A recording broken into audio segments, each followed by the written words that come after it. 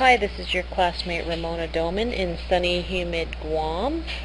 I am in the same time zone as Sydney, Australia. I'm going to talk about interaction devices and techniques, and please know not every slide has an audio clip.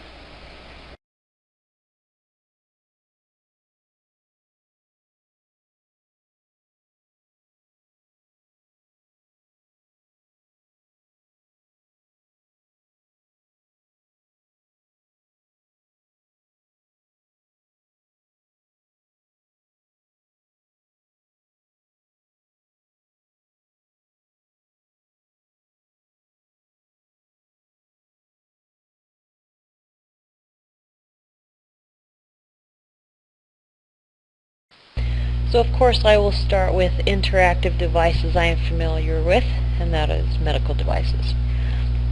Pacemakers were first built in 1950 by an electrical engineer. It was too large to be implanted into the human body, so it was used externally. The first implanted pacemaker was inserted in 1958, so not long after that. Insulin infusion devices were first designed in 1963. It was large and worn as a backpack. Insulin implantable devices were in research in 1992, so many years later, and used primarily for non-insulin dependent diabetics. They were to be changed every 5 years.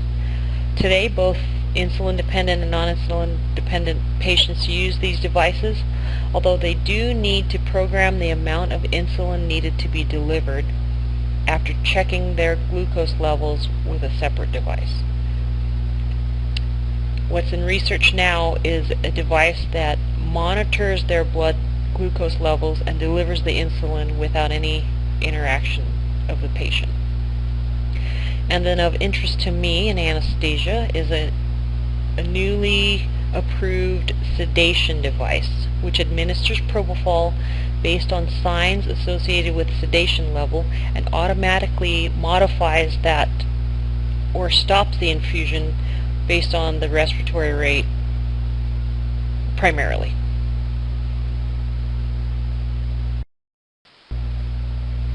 So this is a new field of study for me. I have only learned about it for this assignment.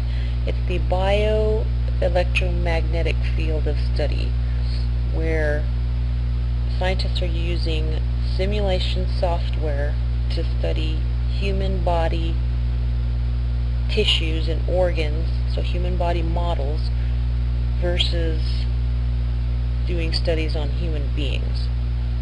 And two emerging trends that I've read about is the using electromagnetic-based devices in favor of X-ray based devices, and secondly, to analyze the wireless communication and its effect on implanted devices in the human body.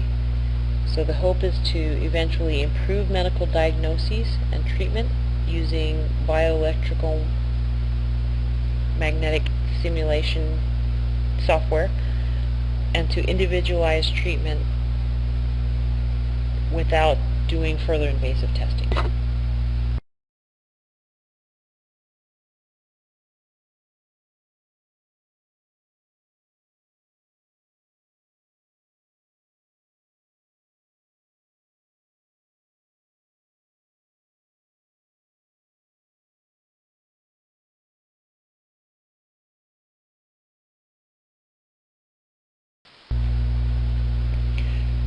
So the state of the art in medical simulation currently is to use virtual reality for healthcare education and treatment of PTSD patients. And if this sounds familiar, it is because I borrow the virtual reality presentation given by Dr. O'Connor last quarter.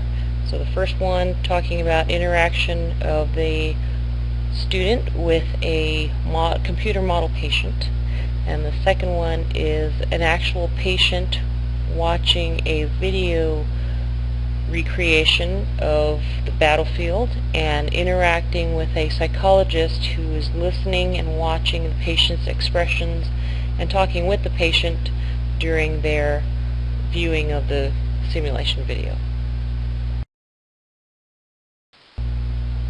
Here's another excellent example of a virtual reality clip for training medical students. If you just watch the first 90 seconds of the 3-minute video, you get the idea of how interactive it is.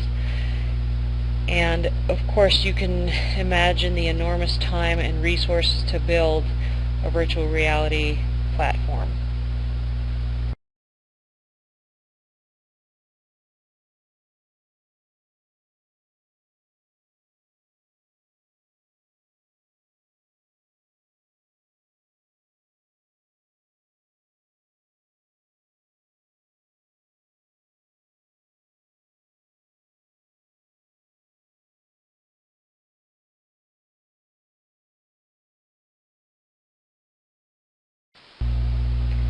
Although I've already introduced the term serious gaming, I thought I should give a definition of it, and here's one of the better definitions I've found. So I'll let you read that. But to be effective, serious games need to have cognitive and pedagogical principles built into the design. So my question to you is, has medical simulation already incorporated serious gaming into its repertoire of delivery systems? I think it has. The virtual reality world has been around for at least 10 years. But the question remains, like a lot of simulation education, I think, the question remains, is it effective? And actually, please read the Cato article, which is recommended for this presentation, because she does evaluate studies of the positive effects of video games in healthcare education. I hope I expanded your knowledge of interaction devices, especially related to modeling and simulation, and the state of the art today. And the prediction for the future is that these educational delivery systems are only going to increase in our electronic, interactive, driven society. Thank you very much.